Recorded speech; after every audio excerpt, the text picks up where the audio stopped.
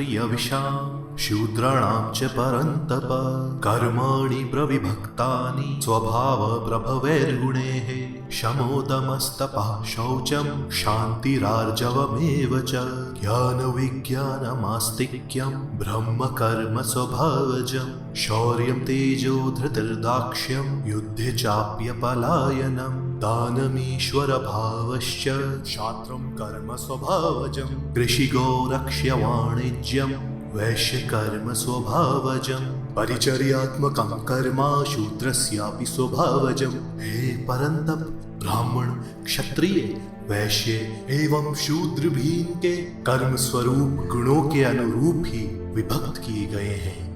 शम दम तप शौच क्षमा आजवरता ज्ञान विज्ञान एवं परमात्मा में विश्वास यह ब्राह्मण के स्वाभाविक कर्म है। शौर्य तेज धृति दक्षता युद्ध क्षेत्र से न भागना दान व नेतृत्व यह क्षत्रिय के स्वाभाविक कर्म है।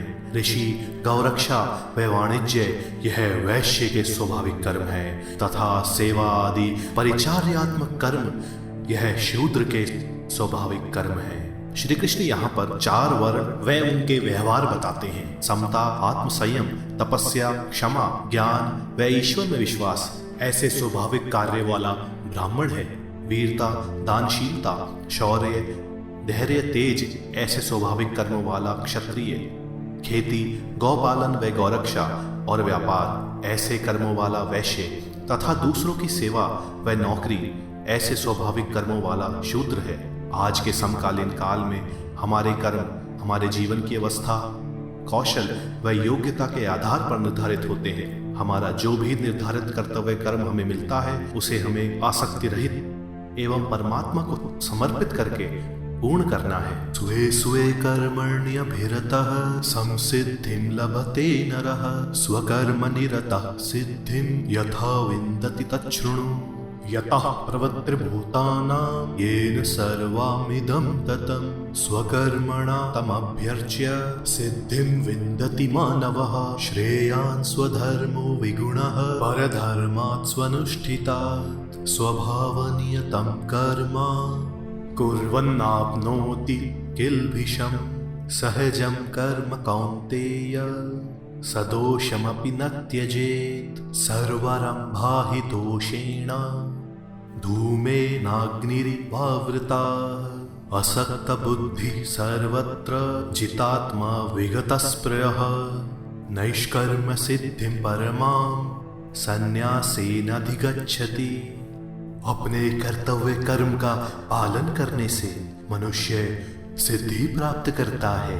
अधिकारिक कर्म निरत होकर पूर्णता कैसे प्राप्त की जा सकती है अब यह सुनो। जिनसे सभी प्राणी उत्पन्न हुए हैं तथा जिनसे यह सब व्याप्त है अपने कर्म द्वारा उस परमात्मा की आराधना कर मनुष्य परम सिद्धि प्राप्त करता है। दूसरे अनुष्ठान किए हुए धर्म की अपेक्षा अपना गुण रहित धर्म श्रेष्ठ है। अपने स्वभाव के अनुसार कर्म करने वाला मनुष्य पाप से कलंकित नहीं होता। हे कौन्तेय सहज कर्म दोष युक्त होते हुए भी त्यागना नहीं चाहिए क्योंकि समस्त कर्म दोष के द्वारा उसी प्रकार आवृत है जैसे धुएं से अग्नि। निस्वार्थ बुद्धि वाला आत्म संयमी स्पृहा रहित कर्मयोगी संन्यास द्वारा मोक्ष की परमावस्था को प्राप्त होता है। श्री कृष्ण यहाँ पर बताते हैं कि हमें हमारा कर्म परमात्मा की पूजा मानकर करना चाहिए। कर्म हृदय को परिमार्जित करता है। स्वभावजन्य कर्म मनुष्य के लिए दोष का कारक नहीं होता। हमें आसान मार्ग की खोज में अपना सही मार्ग नहीं छोड़ना चाहिए।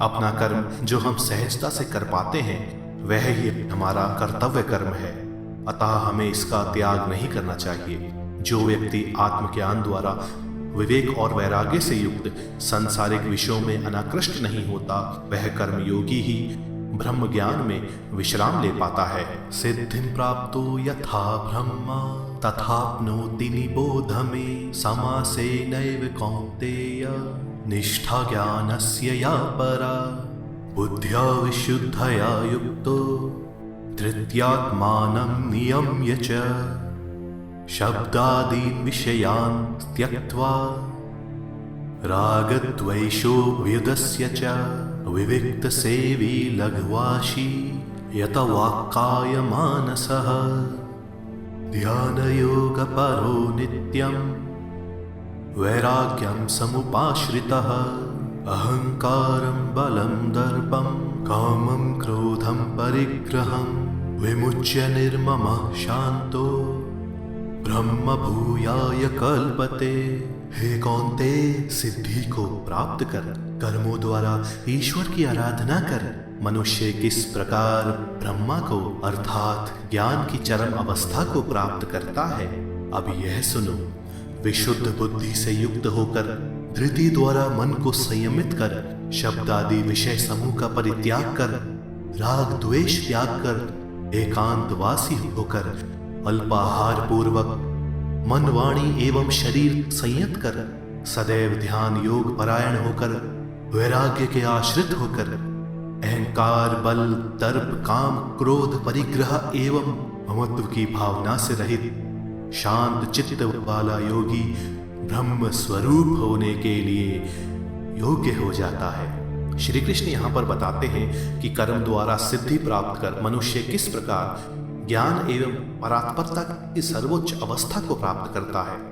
बुद्धि को शुद्ध करके दृढ़ निश्चय के साथ आत्म संयम द्वारा इंद्रिय विषयों का त्याग करके एकांत जगह में वास करके हल्का भोजन लेकर वाणी शरीर और मन को संयमित कर सदैव ध्यान में लीन रहकर वैराग्य का आश्रय लेकर अहंकार बल दंभ कामना क्रोध भौतिक वस्तुओं के प्रति लोभ से मुक्त स्वामित्व की भावना से रहित शांत चित्त योगी परम सत्य व ब्रह्म प्राप्ति के योग्य बन जाता है। ब्रह्म भूत प्रसन्नात्मा न शोचति न कांक्षति समः सर्वेषु भूतेषु मद्भक्तिं लभते पराम् भक्त्या मामभिजानाति यावान् यश्चास्मि तत्त्वतः ततो मां तत्त्वतो ज्ञात्वा विशते तदनन्तरम्। ब्रह्म में अवस्थित प्रसन्न चित्त व्यक्ति न तो शोक करते हैं एवं न ही आकांक्षा करते हैं। वे सभी पापियों में संभाव रखकर मेरी परम भक्ति को प्राप्त करते हैं। भक्ति के द्वारा वह मुझे तत्व से जान लेते हैं। मुझे सत्य रूप में जानकर वह मुझ में प्रविष्ट हो जाते हैं। श्री कृष्ण यहाँ पर बताते हैं कि ब्रह्म भाव को प्राप्त होकर मोक्ष की अवस्था में व्यक्ति न कुछ सोचता है न कुछ इच्छा करता है।